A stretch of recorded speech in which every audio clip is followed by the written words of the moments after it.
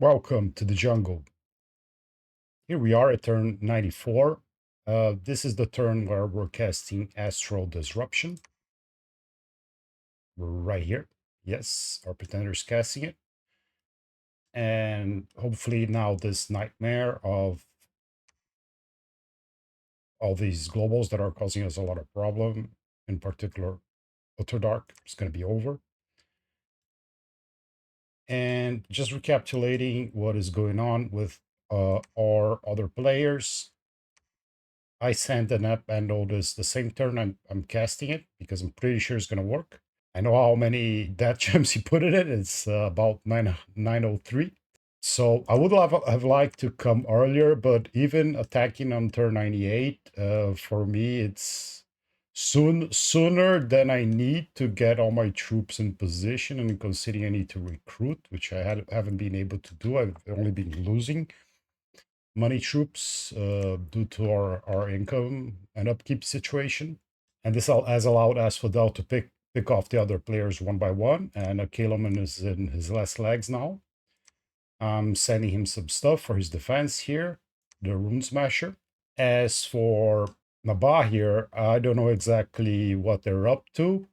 They have been doing their own thing. I wish they would have taken this throne to protect it, but they didn't. They didn't voucher any of Machaka, which I don't know. Maybe I wouldn't have mind. Mostly, I wanted Nabat to protect this throne and Shinoyama or Nabat to protect this throne, but they didn't. And Shinoyama is doing better, but they're trying to scale with globals. They're trying to put up their own nexus, which they even offered to share with us. But I prefer them to be strong because the brunt of the fighting with Asphodel, considering how many borders I have with them now. Look, all of this is Asphodel border. And there's some on this side too, now that Caelum's defeated. Yeah, here. It's going to be done by me. So if it would help him to share him, the Astro Nexus with him, I would. But I'm mostly interested that he gets strong. So we don't continue in this situation, which is the worst possible scenario, whereas Fidel gets to pick off players one by one. Even if in theory they're at war with everybody, they can focus their attention on one at a time. It's better that they're having to defend all their borders at once. We lost Zooks again, and now we're sending our thug here with some point buffers, and we have Bishop Fish preaching with a mask of face boring, so he's stealthy. He's not going to participate in the fight. This is the script. Let's see how it goes.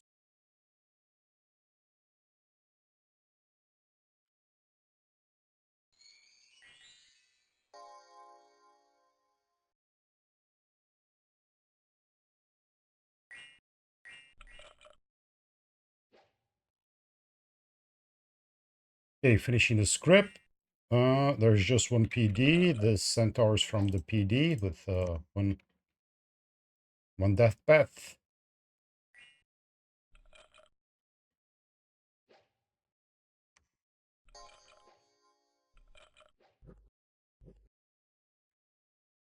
As a flesh eater, so gets hit, he will be berserk.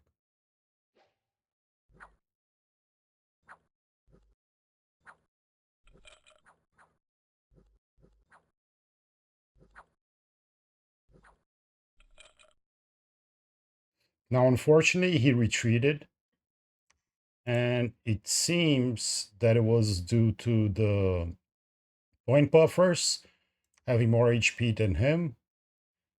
I think his base HP is only 10, so that's the problem. The bonuses from gear and stuff, I think they don't count, so when you do this point buffing for thugs, you need to use higher HP base chassis or just send 1 point buffer on R2.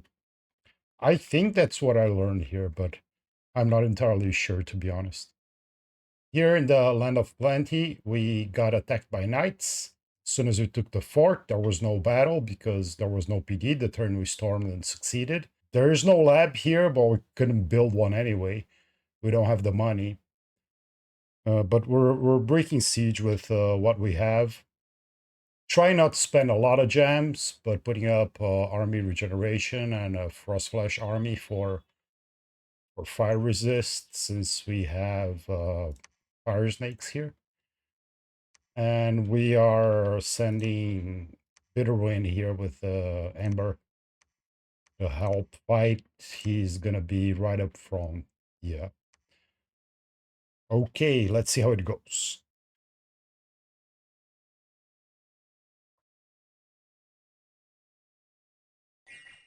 For the knights. Here comes Bitterwind. He could have taken this alone, but I couldn't get this army out otherwise anyway.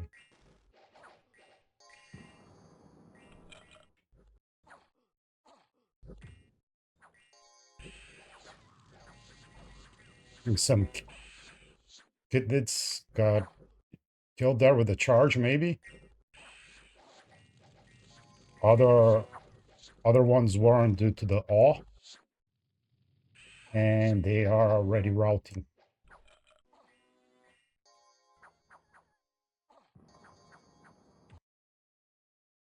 Here we go. Gain 1 knight, lost 7 lamias. Lucky's also here at Lithal, where we're taking the last Machaka fort. We're waiting for the siege to finish with our Solus here. Mabakiel is waiting to kill everybody inside.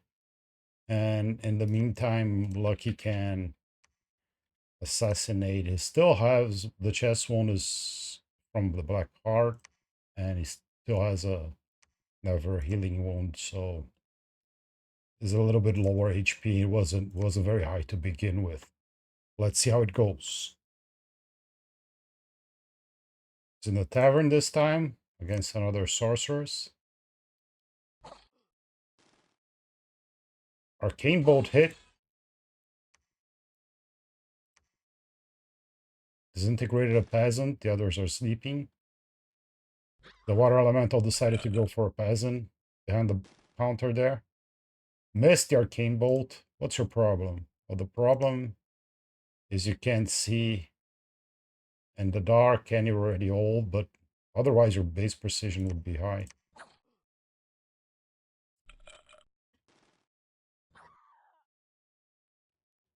Well, you had your chance. You hit one Arcane Bolt at least. Good job, Lucky. Turn 95. Okay, this turn is the turn where we cast Astral Disruption, and we can see that it worked because everything is clearer now on the map. Well, Misery was dispelled, Eternal Pyre was dispelled, Purgatory was dispelled, Enchanted Forests was dispelled, Utterdark was dispelled, Gates of Horde and Ivory was dispelled, and 17 minor enchantments were dispelled, including our own here, so we don't have the Void Pattern Labyrinth anymore. Other things that happened this turn, our 2 Void Pattern Labyrinths were dispelled. It shows here too. And we're casting Record of the Creation with the artifact. And we found this site. It's 4 glamour sites, and we get the Illusionist. And I'm casting 3 red seconds here to put a citadel here. So I can, this is a slow to recruit mage, right? Yeah, 4 recruitment points. I can get them faster. And it's gonna also give me access to attack this throne in case I need it to protect from an Asphodel throne rush directly through moving by castles, because I think in a late game when where you have, if I have to move from this castle to this one, and I have to stop my armies in one of these 2 provinces, it's very easy to throw globals or magic phase thug or do other shenanigans like that that could ruin the army before it gets there, and it's harder when you just go from castle to castle. Here's another funny thing. In Drear Caverns, people were displeased and the population searching for a better place to live, which is right here. I have blood hunted here. Mabakiel has been causing disease. It is a horrible place to live, I understand. However, a bunch of them migrated exactly to another place where I'm doing everything again. So I'm not sure they made the best choice to thinking Litho here was a better place to live. We have other battles that we can look at. There's a battle at Caelum. He is bringing out the Pretender against the big Asphodel army and trying to cast Firestorm. It's a lead shield, arm face, body armor of meteoric iron. Boots of the Messenger, Ring of Regeneration, Amulet of Anti-Magic. 35 anti-magic, that's a lot. Good protection too. What's his Ring Vig? 3. That's pretty good. These are good pets for Thuggy. But unfortunately, he tried to cast Firestorm, which is good against Asphodel, but was interrupted. And even if he did, I think he would have been too fatigued out anyway. And here the Sagittarian carcasses have unholy weapons, which will do extra damage to him. There's a bunch of Carrion Furies here that have unholy weapons, and not only the club, but the vines, which are 3 attacks each, hit with unholy weapons proc. So, as you can see, he's very strong, he's doing well, but didn't get a thug buff script, didn't get Firestorm off, so it's never gonna work. But what is he gonna do to he's in his last stand?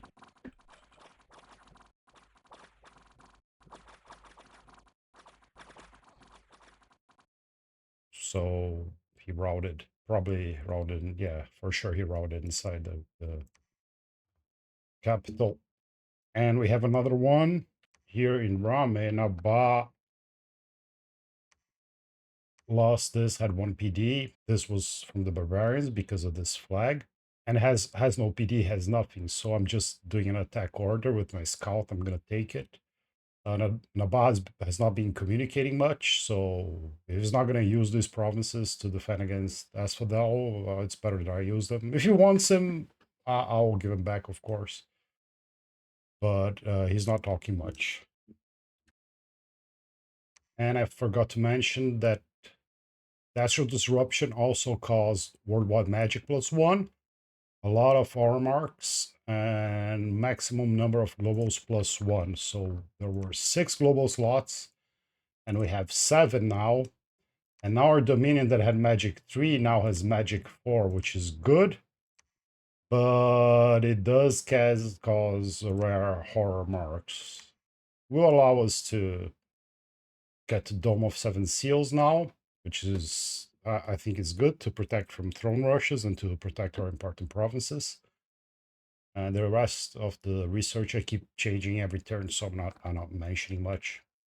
On rituals, we're getting another Archdevil. We'll check the Call of the Wilds in a bit. We're still summoning some stuff to have more bodies on the board to fight Asphodel, even though now we can recruit with money. Guessing the 3 red seconds there, as we mentioned.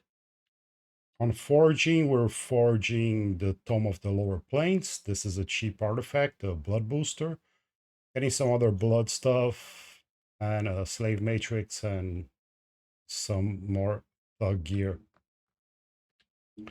Okay, this turn I would also like to talk about movement. There's a lot of stuff that I need to talk about regarding my preparation for the war with Asphodel. I'm summoning spectres too. I need to address this at some point, but if I say everything at one turn, it's going to be too much, and I would rather keep the turns moving. So I'm trying to separate it on subjects.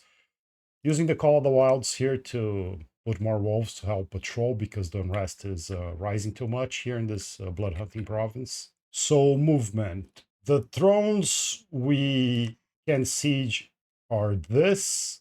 We have a lot of troops in this region. Unfortunately, we cannot go through forts only. The movement here is a bit awkward because here's a mountain pass, here's a river, here's another mountain pass. If we put our troops on this fort, this is impassable. There's not even a mountain pass. It's impassable on this map. And this is a mountain pass, although with heat now it's passable. So it's a bit complicated. I'm going to have to move an army to Zux here and attack from there. That leaves me very exposed. And I would rather separate these armies in armies that have poison resist natively, and others that have fire resist natively, and others that have shock resist. I should have some storm drakes here. Yeah, I have a bunch of storm drakes. 15 shock resist, can raise that to 20. But I decided to make one big army and maybe separate them later because I just don't have the time and the resources to complement with the troops and the mages I need in each. And the other thrones are here. This I can attack directly from here, but I would like to reinforce from these three castles. So the plan is I'm gonna take this province, put a 3 red seconds here, put a lab, and that will allow me to reinforce and attack directly. So another 2 steps approach there. And here we have the same problem. Even though this province that I sold and took it back, after with Caelum's consent, of course, there's a mountain pass here. So my mages that move a lot, they have mountain for survival. They can cross, but the troops can't. So I'm gonna do the same here. And here at least I already have a lab. The idea is putting 3 red seconds here and joining stuff from the capital and these 2 forts and attacking it directly because somehow this connects directly to here. It's not very obvious the way a world atlas generated, but I had to take a look at these connections to make these plans. I'll talk about recruitment later, otherwise too much to say now. We left part of our mages here. That this is like the main army that we have. We took this way because this was the biggest concentration of force they have after I won the decisive battles, Machaka, I mean. But I took the big stack of Nidbatets here, Nidbathes, and I decided to go through the underground because this connects to here too, which will allow me to reinforce the attacks on these 2 thrones. Because they are sacred, and in my blast I have Spirit Sight. So if they need to find underground, they'll be better. And plus, I wouldn't be able to get them all the way through here anyway. Looks close, but you only have 3 turns, and the fighting is gonna start immediately. When you look at how much stuff Asphodel has, 300, 400, 400, 1,200, 600, 400, 300. And here on the lake has 130. And this is everywhere. Where he's fighting Caelum, that I have a border too, there's even more stuff. So we're gonna have to be ready to fight in every direction. Fort at Litho is not breached yet, so Lucky's gonna assassinate again. Let's see what happens. Got a sources in the library this time. She has an ever healing wound. Arcane bolt. Well, did damage. Not enough. Good job, Lucky. And on Zux here, since our thug routed due to army HP loss when the buffers retreated as I scripted. Now I'm moving in a bunch of mages that I want that fort there at Titan's Breath Peaks. Not using any gems because we have gem generators, but we're doing some living fire here, and I'm gonna want these mages to attack or protect that fort anyway. Moving some that are farther away with their wolf form that moves faster. So this is the script. Let's see how it goes.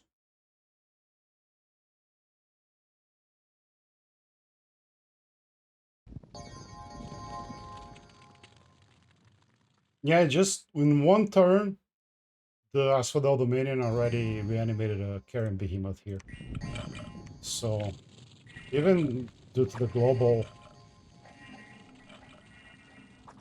when you lose a province to Enchanted Forests, you have to take it back fast. Doesn't have to recruit anything. The good units just appear there.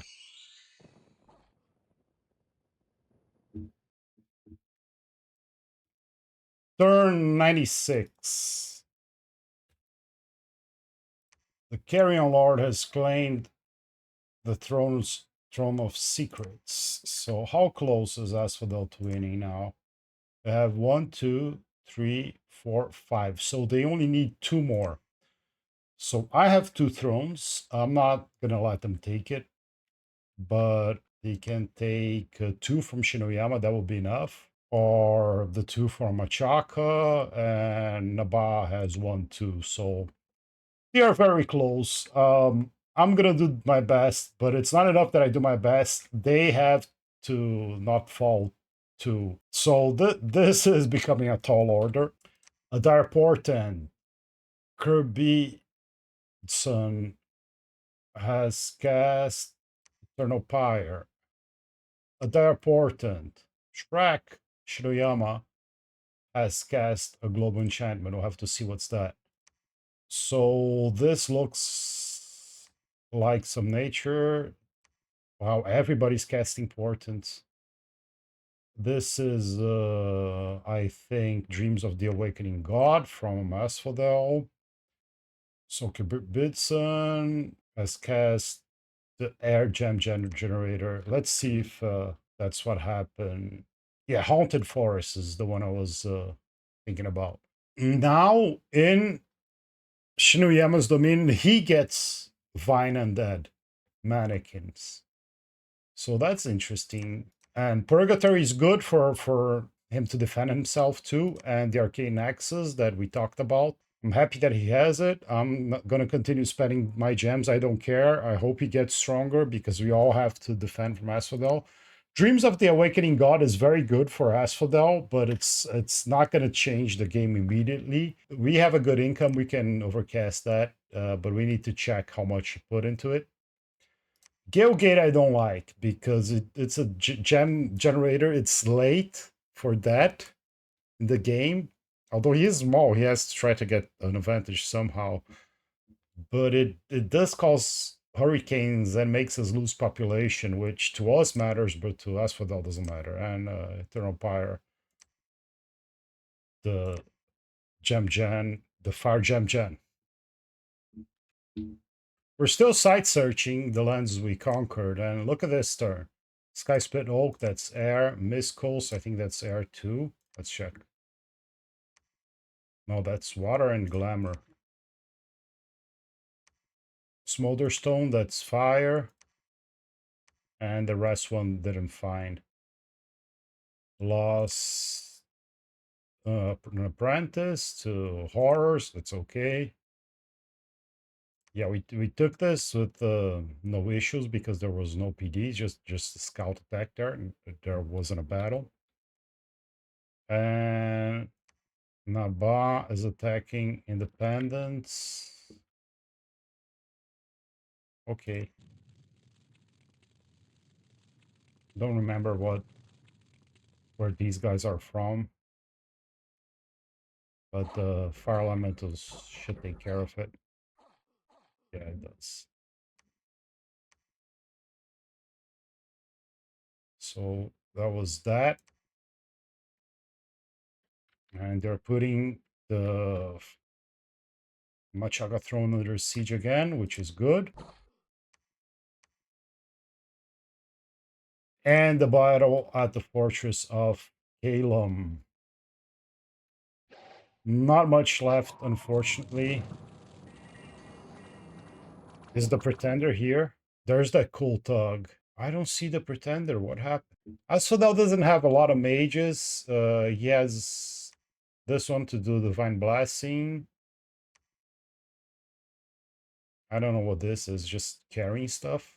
Oh, I think the pretender actually died. I think he died. He just retreated in the replay. There's probably a replay bug. Oh, that's unfortunate. He has this, which looks to be a Naiad that was transformed and became a Leogryph, which is okay. It's gonna probably do foul vapors. Yeah, let's see.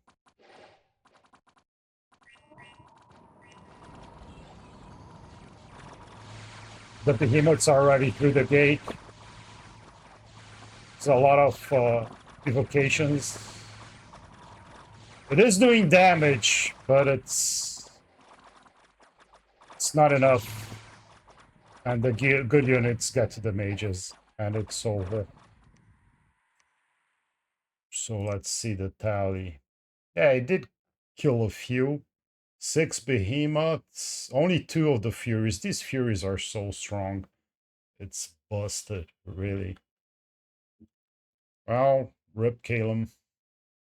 Most of these events are hurricanes, which is why I hate the air Jan when we're defending against a Mabakiel nation. I'm trying to scout, but Asphodel doesn't let me. Everywhere he has mannequins and carrion beasts patrolling. So yeah, couldn't do it.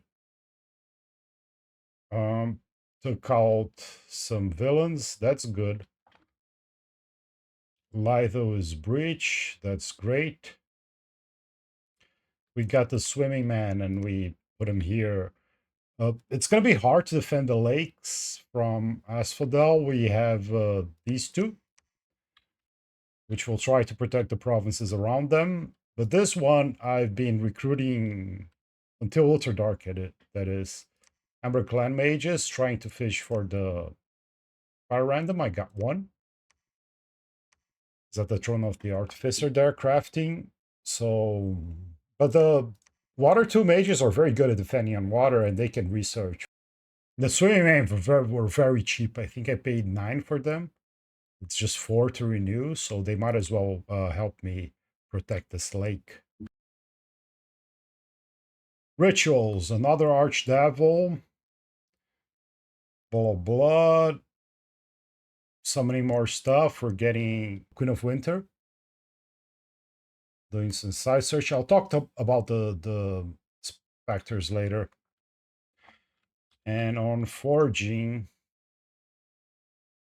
we are getting a Rod of the Leper King to move on that better. Robe of the Sea, Dwarven Hammer. We need to craft a lot now. Amulet of Anti-Magic, that's for thugs. Sword of Justice is the artifact.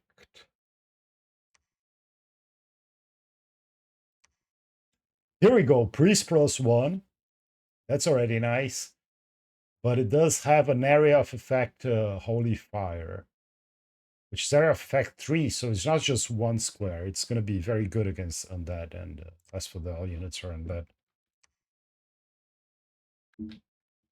The archdevil that answered our call is Ignarak. Ignarak is a cool thug because his sight that he comes with can banish to Inferno. Unfortunately, we're a nation that doesn't have natively fire mages, and we do need fire mages to fight against Asphodel. So we're probably gonna use this guy as a fire mage, but I would prefer to use him as a thug. Just one path's not good for thugging, but I could empower him or something. It's unfortunate. The matchup is not bad for us necessarily, but the lack of fire magic really hurts. We are putting wolves from the Ursul Stone of the Wolves on this blood hunting province to keep the unrest down.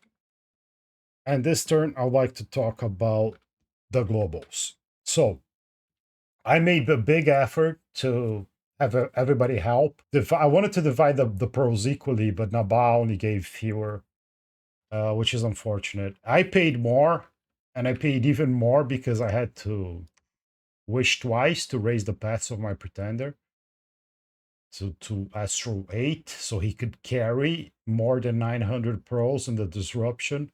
But at least I get to keep these paths.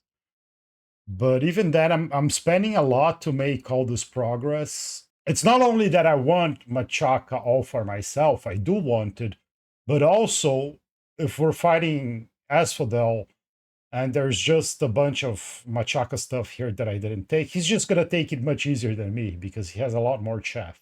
And my stuff I have just been losing. Even if I don't lose them in battle, I was losing them to Utterdark anyway. So I needed to invest a lot. The other guys, well, except Caelum spent everything and died, right? They seem to have been saving up.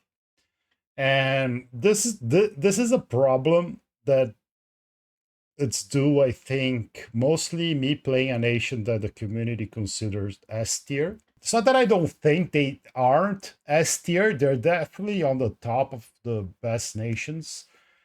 But I think just the fact that people call it S tier, it has this connotation that the nation is leagues above all others, and I don't think that's the case. I think Asphodel is just as powerful, but it depends on timing. It's coalition at the start or at some point of the game, and it gets very hard for them to recover.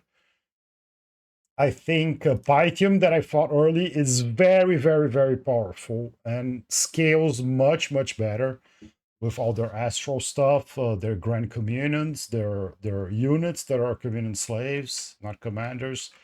That stuff is very, very strong. It's not a case that I'm saying it's better than Nidavangr, but everybody was too stingy giving me pearls for this disruption where it wasn't their interest. But I think they know it's between me and Asphodel now, and they don't want to see me too strong. So at the same time, they're saving up. It's complicated diplo. I'm not saying necessarily they're wrong, but it puts a lot more burden on me, but which is fine. We'll take that burden head on. I realize I've been rambling a lot and flip-flopping in what I'm saying, so just to say something clear and more definite, when you're contributing for a pool of gems to dispel Utterdark, and at the same time you're not contributing everything, you're saving up because you want to put globals when the slots are clear right away, you're expecting the benefit you're going to get from the globals is going to outweigh the disadvantage that you have from Utterdark lasting longer, because it only lasted as long as it did because I was waiting for all the gems that I could collect from people, right? If that sent me more, it would have went down sooner and it would have been better for them. Now look at these globals. Do you think they're going to have time to pay off? Personally, I think Purgatory is very good. And Shinoi asked me if I wanted, and I said, you can have it. Just use it to defend from Asphodel. Halted Force, I think, is good. Now, is Eternal Power going to have time to pay off? Is Arcane Access going to have time to pay off? Is Guildgate going to have time to pay off? I think this is very questionable. And I think, too, this goes for the way they pulled with Asphodel to dispel Mine Access back then. And I might have said something different when I recorded. But looking back now with this info, that global was making me strong, but it wasn't hurting them. Utterdark was hurting them. Of course, they didn't know what I was going to cast Utterdark, but what they could have done instead of sending them pearls was to say, are you concerned about Nidavangr? You're just as big as them. It's your problem. And that would have forced Asphodel to alchemize more, and then he would have fewer death gems for Utterdark. So it was still my mistake to put up Nexus, but looking back now, I think it didn't benefit the other players to have contributed to Asphodel. As for battles, the fortress here, Litho, is finally breached. So Lucky's gonna assassinate, and Mabakiel here is gonna do Soul Vortex invulnerability, and then attack closest. So let's start with the assassination, and then we'll see the storm. Another one at the library. Rekindled.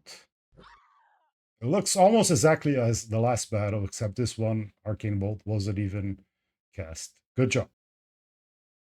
Now the battle at the fort. Let's first see how Mabakiel is geared. We have given him the Flesh Eater and a Vine Shield to protect him better with entanglement. The Flesh Eater is not a great weapon. It is magical, which is good, and he has great stats, but it's not good for clearing shaft. It's just one attack. However, once he berserks, he doesn't rout, and many Thug failures are due to Thug's routing. He has built-in fear, I think. Yeah, and the helmet increases the fear aura, so it's a very, very large fear aura. So this is a good combo because he doesn't have to kill everybody necessarily. The fear is gonna help rout everyone. The rainbow armor doesn't give a lot of protection, but I feel like his other defenses are so good he can afford it. And it does give reinvigoration, which is super important for thugs. They tend to take damage and die when they get to 50 or 100. So through reinvigoration, this also allows him to attack twice a turn, and he has a secondary attack from the barbed tail with the boots of quickness. Another weakness of thugs is magic, so we're increasing his magic resistance with the armor and with the amulet of anti-magic and ring of regeneration for sustain. Now, not only he has amazing stats due to dark power 4, so quickness 2, darkness 2, experience bonus 2, his current attack skill is 22. On defense, he has all the same bonuses, just -1 from the armor. The shield doesn't give any penalty, and the Flesh Eater gives 1. So, oh, okay, so this is not a total. This is -2 total. Okay. And then Invisible gives -9. So he's not even gonna get hit unless the attackers are blind or have Spirit Sight. And when he berserks, if he berserks, because he's probably not even gonna get hit, his stats will be even higher. Attack, strength, protection. It does reduce defense a little bit, but it's very high and will never break. So who needs an army to take a fort when you can just use Mabakiel? Let's see how he does. And inside the fort, we have just one final sorceress because Lucky has assassinated all others. The rest is just the Machaka Fort PD, which can't see in the dark. He's on attack closest. So there he is, taking Dark Cascades. And is just attacking 4 times a turn. The gate squad is already routed. It's just the archers now.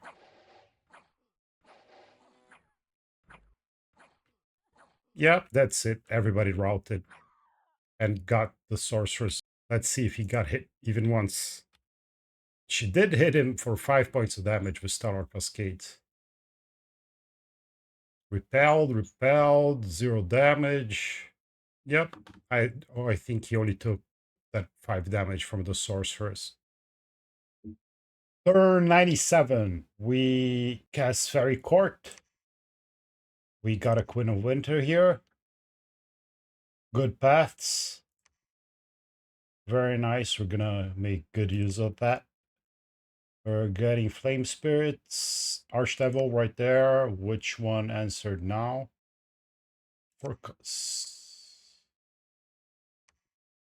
Orcas generates 1 fire gem each month. Good. Magic weapon and the barbed tail. Nothing special there like the last one that could banish to Inferno, but the Jam Gen is good and we're gonna use them as a fire mage anyway, so that's very nice for us. We saw the battle with Lucky. Special monsters attack Naba and 1. Yeah, poor Naba, these barbarians have just been rampaging and since he's not taking care of it, I'm just taking these provinces that Barbarians took. But again, he's not talking much. I need to defend from Asphodel, as does he. So if he wants it back, I'll give him, but he's not even asking for it back. And looks like he lost here to Demon Knights. They are quite powerful. Your Cloud Breakers. Yeah, Demon Knights are very good. Got Fear. The Barbs don't stand a chance. The Bar PD. Didn't manage to kill a single one. 30 Barbarians, 32. And is this the last fort for Caelum? How many mages does he have? Not as many. A lot of ice crafters.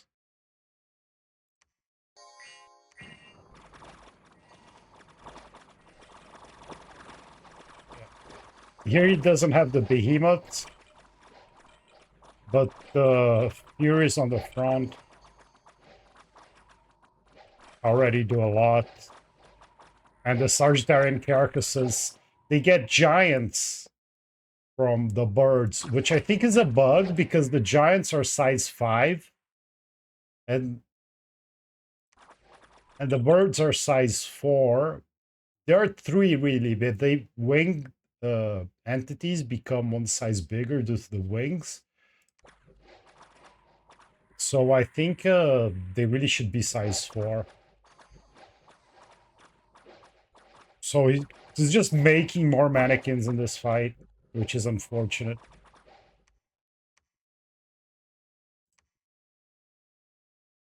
Oh, this kill half of the horses and 61 mannequins, some other stuff. But yeah, he got 13 carrion ogres from putting seeds on birds. That shouldn't happen because they're size 5. Anyway, that's what happened. There it is. And yeah, that was the last fort. So Rip Caelum, it was very good playing with you. Thanks again for subbing in. Tried to scout again and failed again. In an event here, we got an animist and some wolves. So this guy, stealthy nature 2 mage. I have a lot of wolves and I have a lot of nature 2 mages. I wish it was something different, but I'll take it. On rituals, we're casting Twiceborn again on our newly recruited Crow Clan mages. Finally, we are able to get again. Getting another Heliophagus, some Spectre, Call of the Wilds. It's Solaria, so we're reinforcing there. It's another point that we have to defend because we have a border there now. We're moving some stuff. Yeah, this guy, I'm trying to split up the diverse mages I need for each fight, so whenever they cannot get there with their map move. Yeah, it's 45 movement points. Doesn't look that far, but the logistics here is complicated. I'm having to use rituals. Stormdrake, gnomes, streams from Hades. And in preparation, we're putting domes of the 7 seals. We're teleporting some of our Iron Order around to put up these domes. But we already have one here at the throne, so this is, no, it's not yet. It's going to be next turn. This is already going to be protected from ritual spells in case he tries to throne rush me, but I suspect he won't. I need to be prepared for it in any case. Forging. Staff of Storms for instant storm, so we can get summon air power. The artifact that we're forging is Ardmont Soul's Trap. It's cheap, For an artifact, it has a negative reinvigoration, but you get a bunch of soul trap mages. They have 3 paths, they're ghosts, and they start blasting right away. I liked it for the price. And look who's crafting Ardmon's soul trap. It is Amra the Redeemed, the sorcerer that was an indie commander serving an evil fire lord that redeemed himself and joined us. So he has the paths to craft it with some boosters. You can hold a dwarven hammer too. He's holding a sanguine dowsing rod because for now his job is blood hunting when we're not using him for crafting. Cornucopia for temporary gems, slave matrices, snake rings for important mages not to die to foul vapors, more matrices. Crucible stone. Oh, it's the Lucid's or gem that is brown. Here you can visualize where our adepts of the Iron Order that have been here crafting, the different places they're going. And do I have one here? I'm going to teleport one here soon to put Tomes of the Seven Seals. I think I'm moving one. Yeah, I'm moving one to put one at the cap too. I suspect that here we'll want to use rituals on our cap. In critical places that we need to defend, here, which is where we'll concentrate to attack this throne. And here we're moving something there too. The Soulstone of the Wolves, we don't have a lot of stuff here, and there's likely to gonna be battles on this front as well, so we need to be prepared there. So we've been summoning specters, and Queen of Winter that we just got is casting Streams from Hades. It gives a Cocythiad, the Naiads of Cocytus. They are Water Death Mages, 3/3. The reason why I'm using my Death Gems to summon Spectres, and I'm using Water Gems in this case to summon a mage with these pets, is I was thinking what spells are good in army battles against Asphodel. And of course, Firestorm is good, but we're kind of limited on fire gems, and there's so much use for fire. There's fires from the sky that we can cast. We have it researched, I think. It's evocation, right? Flames from the sky. Yeah, we have it researched. So that costs 30, just one cast. And I think I stopped summoning fire snakes now. We're moving them away. We're moving them on the under the ground, I think, to support. No, or through here. Yeah, to here. But we already have some going on this direction. So that's one that's good, but he does have fire resist on his blast. So how can I turn my numeric troop disadvantage that we can see here in the score graph? Yeah, look at this. This is all they lost fighting Caelum, by the way. And even though I'm recruiting, I'm not getting even close. So one of the things I saw was this spell, Stygian Skin, but Stygian Rains is the one that affects the whole battlefield. Yeah. It gives invulnerability 15. So for troops that don't have high natural proc, which are my troops that are basically humans, it's very good. Now it doesn't work against magical weapons, but the mannequins, the generic mannequins and carrions, they have low damage attack in general. What makes them really dangerous is, of course, that they're undead and everything that comes with that, but the sleep vines, which are magical but are fatigue damage. So this is not going to protect from vines, but from their low damage attacks, it's going to protect a lot along with the armor they have. But it doesn't affect just friendlies, it affects the entire battlefield here, area of effect, the entire battlefield. However, it doesn't affect inanimate beings. A lot of the carrion are inanimate. Let's confirm this here at this battle. So, for example, mannequin here is inanimate. So if I cast in a battle that I have my troops and he just has mannequins, only my troops will get 15 invulnerability. And this 11 damage claw is going to have to get through both the armor of my troops and the 15 vulnerability. Not the sleep vines, but the actual damaging attack will. Here, this carrion horse, inanimate. This carrion boar, inanimate. However, the carrion furies are not. Oh, they are inanimate too. Great. It's a bit confusing with all these tags. Let's see if I can find Sagittarian carcasses. I don't think he has here on this battle. Yeah, oh, he hears some. Yeah, they're inanimate too. So that's great. That's a buff that should be for everyone. That in practice against Asphodel, most of the time it's just gonna affect me. So all this time I've been putting specters in strategic places. Here's one. He can cast it. He just needs a booster for death. He would need two boosters.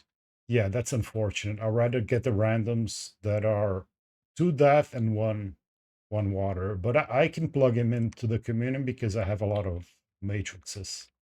Turn 98. Here's our cast streams from Hades, Summon Spectre, as we were saying. Shrek, this is Shinoyama. He put up Vengeful Waters. Vengeful Water. Wherever the pretender god has influence, water will rise up and strike. Now, I think this in Dom 5 only worked on coasts. And it was already very annoying them. And I didn't realize that in 6 it changed. And now you get attacked anywhere by water elementals. Your commanders get attacked. And depending on the dominion that you have there, it's a lot of attacks. And if it's a very wet province, the elementals are bigger. So it's very, very tough.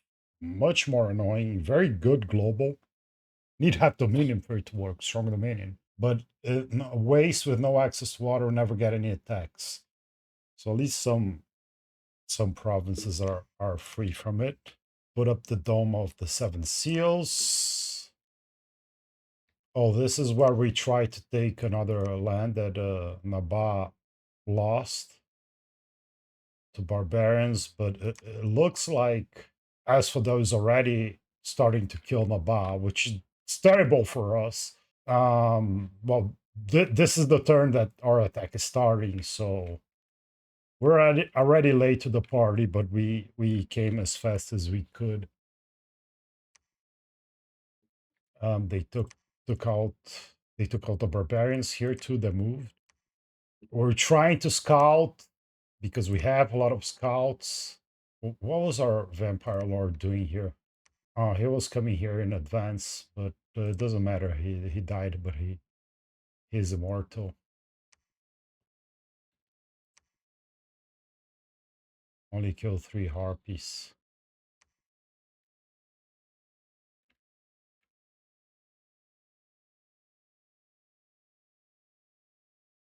Oh yeah, he was coming in advance to cast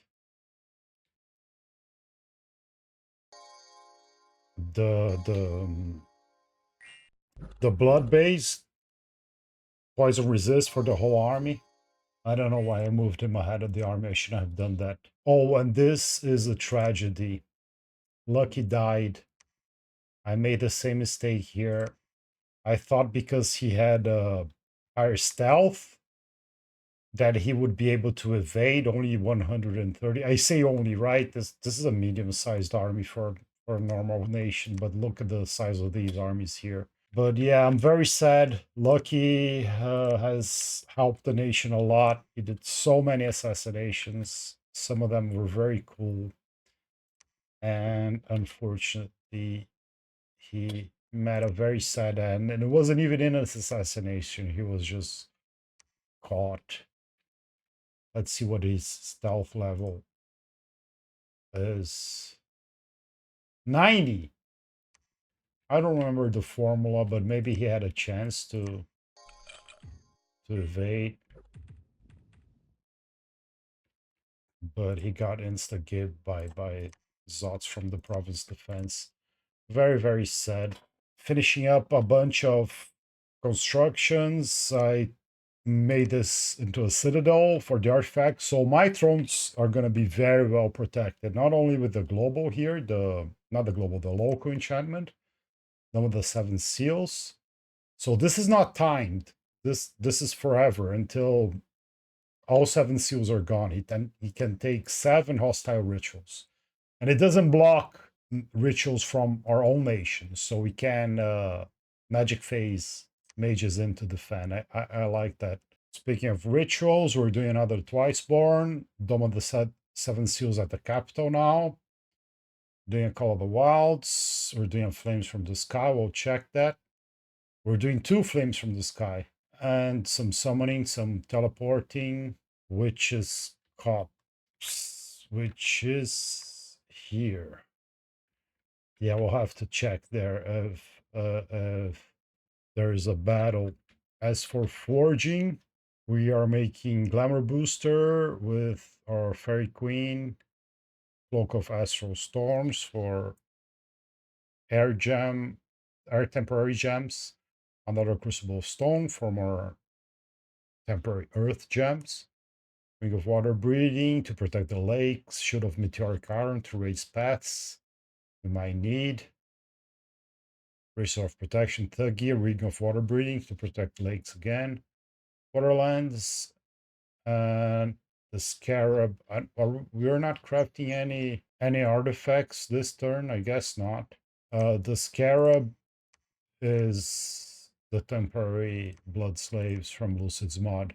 Okay, this turn, in addition to all the orders to attack and defend that we'll go through in summary, I would like to also talk about recruiting that I've ever since Astral Disruption worked and removed Utterdark, I have been getting a lot of money.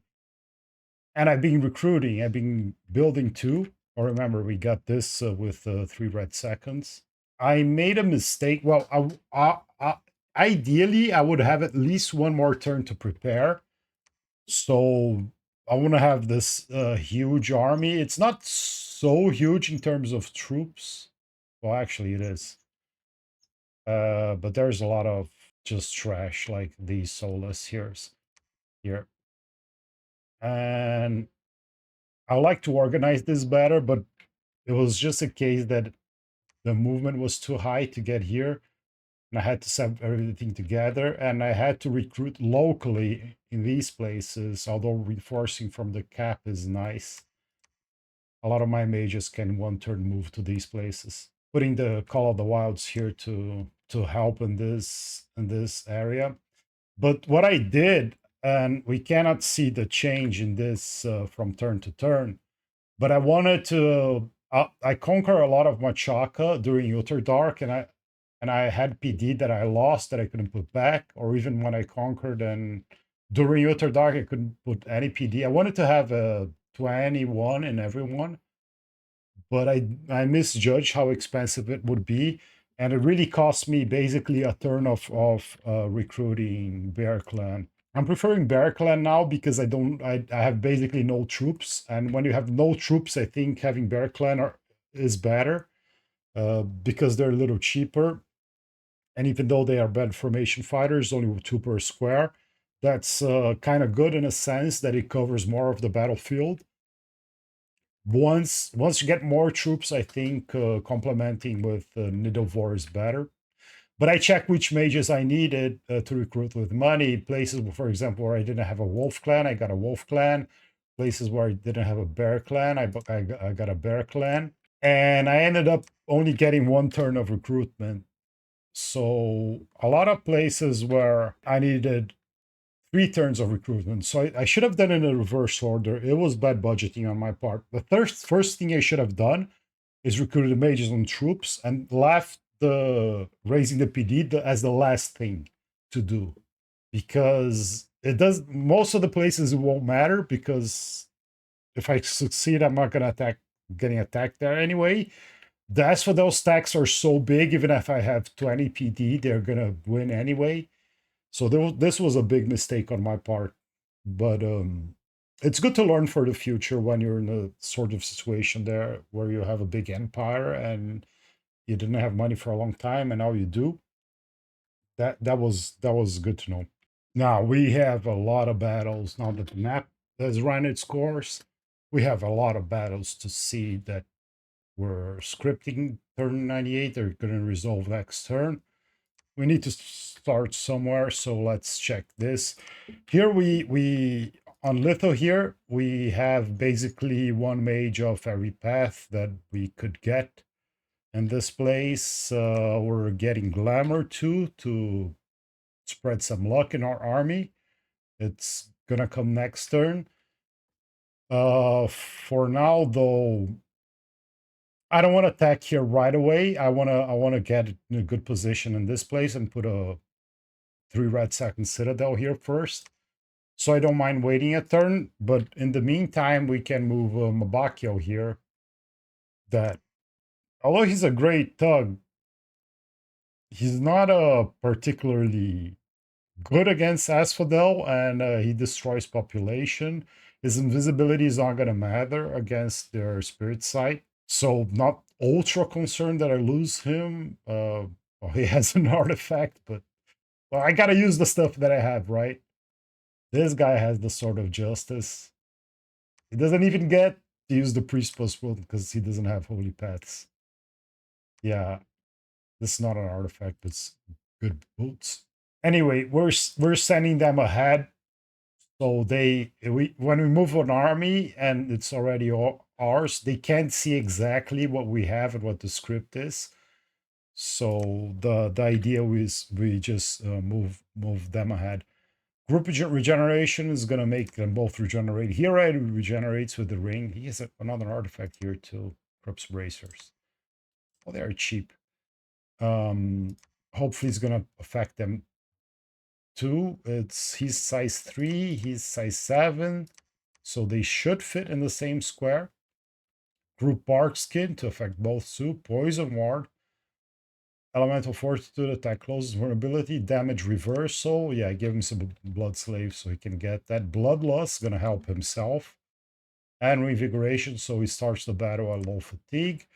And we have these elementals here that with our fire elemental royalty we have been getting from summon allies. Let's see how it goes. Here we go. Finally, the war with Asphodel starts. They had 130 units here. They moved them away. Cowardly.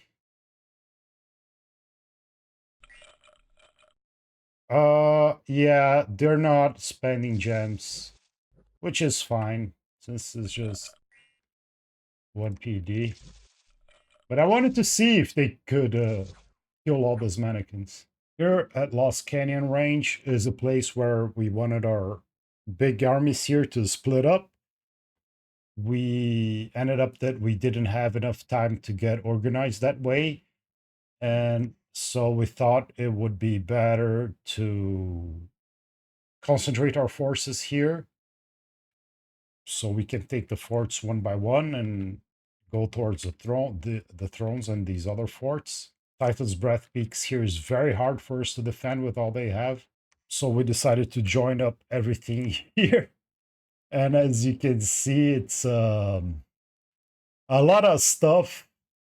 I don't even know where to start. We have Troll King here with the Pillar of Truth. So if he tries to use Legion's Demise, it's not going to work on us. We have a lot of bodyguards for important mages. We're doing gem logistics. Yeah, it's everything. It's more than one army. It's just we're doing Stygian Rains too. We have 2 Stygian Rain casters. It's a group that needs to be split. We got Bitterwind here. Yeah, see, this is, for example, this should be in a shock resist army of its own. Oh, these guys are poison and fire resist, not these guys. Anyway, that was the idea I had. Here, they're shock resist too, right? So I wanted to split them up like that, but Turned out that I couldn't get enough time to get organized. We had the artifact here that cannot be removed, causes insanity. So since he's is growing increasingly insane in his horror mark, I'm not giving him gems. I'm just putting him on an advance, and Cass is gonna probably spam gifts from heaven. But there was one thing that's important here is we have the void sphere. Yes, there it is. Of the pendant here to heal disease as the army moves. No, not the void sphere. Dome of the Ancients. So if they try to do rituals against this big army, half of them will fail. The problem is that I will not want to reinforce via magic phase because half of them can fail too. This riddle warding dome works on friendly spells too. And it's hidden in a scout. Let's see how it goes. Pillar of Truth, Storm. They didn't take the fight. But look, isn't that beautiful? Hopefully I'm not spending gems.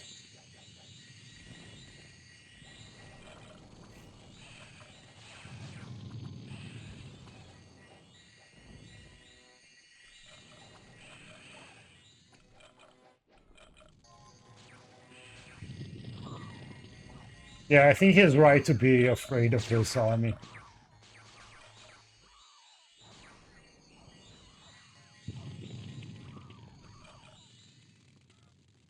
Killed my own self there. A bear clan became a great bear.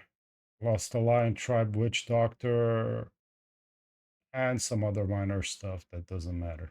So this battle was here at Lost Canyon Range, but I forgot to check what our Flames from the Sky are doing. Who's casting it? Yeah, this guy has the Staff of the Sun that gives Firecaster Fire 2. I have one of my Archdevils here. He just needs one booster to cast it. He's casting at the other throne. I could check where they have more troops. Well, here they have a lot, so this is a good target anyway. Where they have more Carrion Furies and safe, or I think Cookies mentioned this to me. Well, why did you cast 5 flames from the sky in the same place to kill as many Carrion Furies as possible?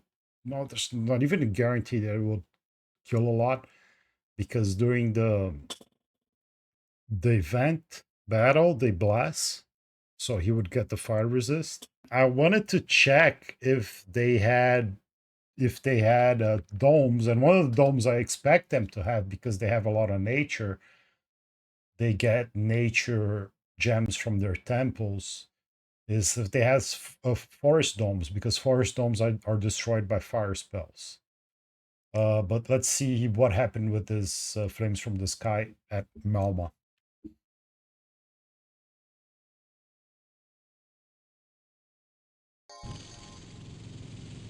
Here are the Furies.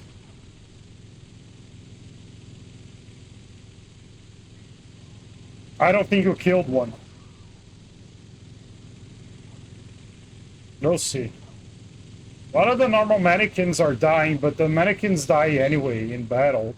I don't need flames from the sky to kill them. Here's the result. 6 carrion commanders, that's very good.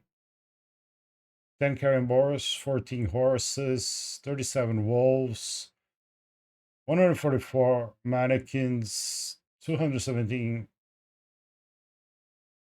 mannequins, not the harpy mannequins, 1 minotaur. Where are the carrion furies here? 19, not a single one. And they got hit.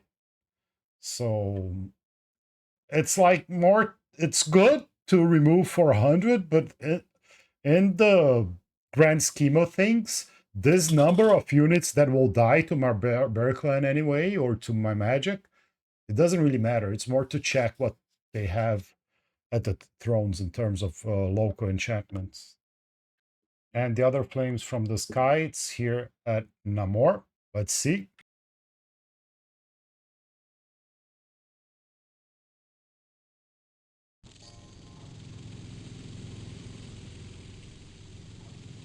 Yeah, where the normal mannequins are, you see a lot of holes forming. The Karen Furies, they don't die. See them blasting? Let's see.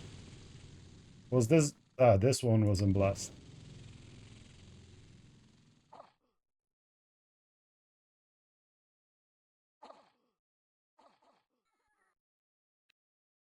Here's the tally. Kill one black dry. That's very nice. Current commander. Um of the normal stuff a lot. 3 Sagittarian carcasses. That's nice. Where are the Furies? Oh, this time we got 3, so that was not bad. But you know, that was 30 gems. And I need those gems for items and for battlefield magic. So it's not that I didn't want to cast it. It's just that cast more, I mean. It's just that I don't think it profit us as much as actually fighting them. Here at Scorpion Cracks, remember that we want to put 3 red seconds to have access to this throne from a fort and being able to reinforce from these 3 forts. This is our Lizard Shaman province, which is nice. We can get communions here. It's going to be easy to do our nature magic, and there's a lot of stuff in nature that we want to cast. What are we bringing here? Basically, we have no troops because we had that problem that I budgeted the recruiting wrong. I need one more turn to do the way I did it. So we're complementing with some soulless just to kind of hold the line. And while our summons kick in, we got a lot of seed branders here that we're taking out of research duty, throwing them in to do animate that. You can't do horde of skeletons because they only have 1 death path. Got anti-magic, storm, moss body spam on the few troops we have. Summoning fire elementals. We should have Howl here somewhere. I don't see it. In any case, all of these guys that are Frostfan, we do have. All of these guys that are moss bodies, just to guarantee that we're gonna get on every single bear clan that we have, which is not a lot, every single mage. But other than that, when they have no targets, they should start banishing or casting, what's the name of the spell? Cleansing water, I think. It's cleansing water. Range 30 plus, fatigue only 20. It does 5 magic damage and affects only on that it's armor negating. So yeah, the Wolf Clan I think are good for doing damage. Let's see how it goes. You take the fight? Nah, just some trash.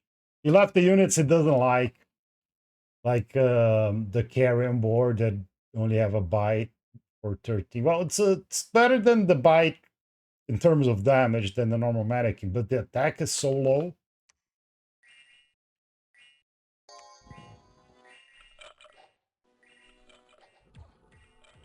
Oh, here we're using.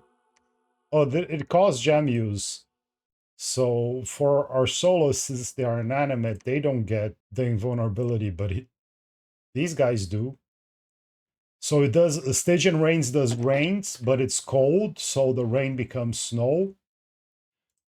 But it works in any case. So they have 15 vulnerability, and check this out. Versus mundane attacks, they have 24. So this is like all full plate levels. Yeah, and they don't get invulnerability because they're inanimate. Well, we wish this battle was cooler.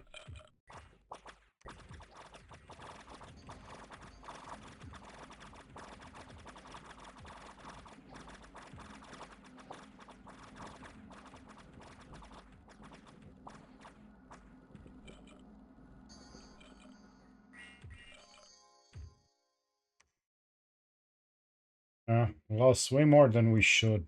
Just for some whatever PD and 56 carry on board. Lost 54 soulless. So that was here in Scorpion Cracks. And looking at the other moves, the other places are mostly getting set up uh, to defend. Most of the forts I'm not even patrolling. I'm gonna let them go on top of it if they choose to. I would prefer they don't even siege it, but I think if I get this extra turn to organize, I'll be able to push them away. The first wave is going to be hard because of the numbers, but more and more turns with my money without Utterdark, more and more I'll be able to push them and push into their forts and thrones. I think that's the idea, at least. We're consolidating stuff here because we want to put 3 red seconds, as I said. Yeah, we do small PD dumps to help because we didn't have time to recruit with the 4 turns that we have been without Utterdark. There's a lot of other battles that are going to happen, of course, but I think that's better for the next episode because it's not very predictable where they will happen. Underground here, we saw that we just moved ahead, but we're waiting to move with the army next turn. Here we're still moving and consolidating some stuff to make an army here. Here at Scalaria, we're also consolidating an army, another army here to push. We want to push from everywhere, but due to the situation, we're going to be most of our borders are going to have to be defensive for the first turns of the war, except here where we have that very powerful army that could have been several armies actually. Now let's see the score graphs. So provinces. Asphodel I was ahead for a while, but taking Caelum and now moving on to attack the other players. Asphodel was going ahead. Hordes, I was ahead too, but they passed with their wars. Oh, income, I have twice as much income as Asphodel. And it sucks that they have income, that they were able to manipulate the game in such a way. Well, it's his merit, but also we didn't coordinate as much as we should. And I'm a little bit salty that they kind of played against me, dispelling my nexus. When my nexus didn't necessarily hurt them, it just made me strong. And because for contributing to my disruption, they saved a lot of gems. When I spent all of my gems, I do you remember I had 7 fire gems left when I converted everything to cause to cast disruption. In any case, it sucks. They should have remained down here. Because look, Utterdark didn't change anything for them. They're already not able to recruit anyway. But now that they're conquering land that their dominion hasn't killed yet, they get money again to recruit mages and Black Centaur, and that sucks. Gems, we're continuing site searching. Well, not right now, but we did a little bit. So our gem income is very nice. In fact, let's take a look. So it's 33 a third from fire, 17 air. Air, there is a lot less air on the map on the Minion 6. And here's one game that shows that because I have site searched air everywhere. These provinces where I haven't site searched either are capitals or I just got them now.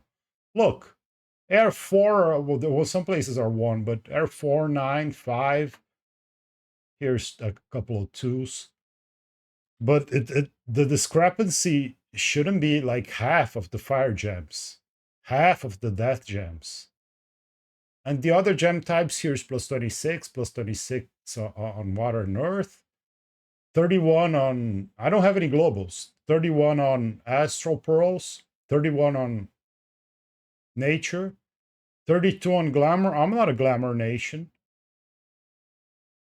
I'm not a fire nation either. So every game where I site search completely like this, air has like almost half the gems, less than half than the. And our blood economy is good, but no, it could be better. Anyway, ranting now, going back to the graphs. Yeah, speaking of blood, we wanted to make this more exponential, but we're gonna use blood stuff in battle now.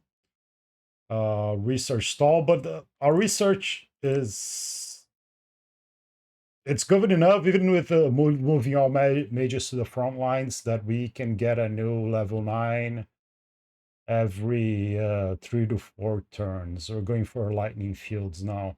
Dominion was growing, but due to Dreams of Awakening God started going down. But the Dominion doesn't matter. As long as I stop them from winning, which will entail taking care of all of those thousands of mannequins on my border, they're not going to be able to pump out as much power as I can every turn. So, and I can overcast it with my income. So I'm not concerned about this. I'm mostly concerned about winning the battles, protecting thrones, and taking thrones. An army size, of course, is a huge discrepancy, but we'll see. We'll see how this progresses now that we're fighting them. And ascension points, of course, the map is unfair, but I already said that way too many times. Okay, so what will happen next episode? Will we be successful in stopping this? I wouldn't call it throne rush. They're not really throne rushing, but essentially the situation is they only win 2. So it's up to. It's not only I have to win. Naba and Shinuyama have to defend their thrones. My thrones are super well defended. Teleporting an Iron Order here to put some of the 7 seals here too. And they're not gonna get here. It's gonna be very tough with all the armies I have. It's a tall order to not let Asphodel win, but I'm doing my best. I don't think it's impossible. We'll see what happens next episode. Thanks for joining me. One last thing. I'm recording from my new computer now with new equipment, and I'm still learning. Now I had to adapt from what I was used to doing on my laptop to this new setup. And I did try to edit a bit more to remove some of the dead air and some of the filler words. Let me know if you notice the changes and if you think there's anything I can do better. Thank you. Bye.